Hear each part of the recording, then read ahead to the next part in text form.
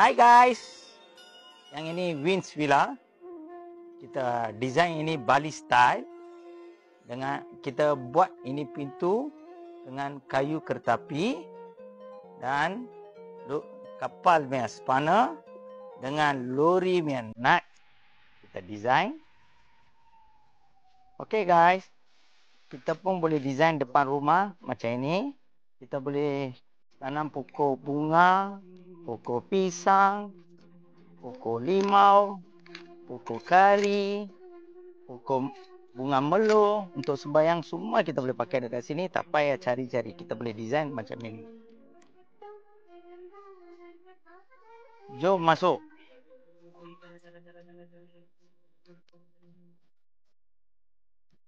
Ini Ganesh.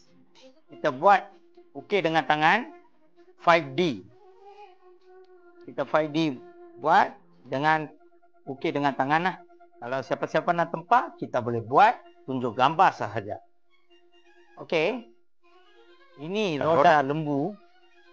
Kita ada stok banyak. Lebih kurang ada 50 ketul. You orang nak, kita pun boleh jual. Ataupun you orang nak design, kita boleh design. Okey. Ini shoe rack. Kita buat dengan design kayu. Kita buat.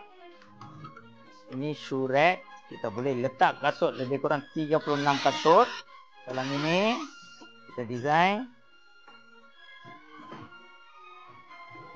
Yang ini kita boleh letaklah jaket, motor, helmet. Memang kita buat design macam itu. Di bawah tu drawer kita boleh letak stokin. Macam itulah. Yang ini pintu kedua. Ini ensil semua kita beli dekat India. Kita pun boleh order dari India. Jom masuk.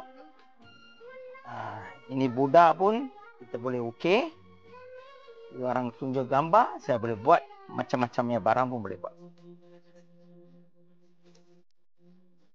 Ini buayan. Kita buat dengan satu ketul cengalnya kayu. Lepas tu ini special.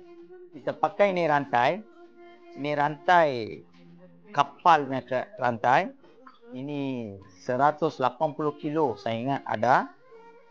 Kita buat special lah. Lepas tu kita memang spesialis buat kolam ikan. Saya sudah buat banyak kolam lah, kurang-kurang 5 kolam.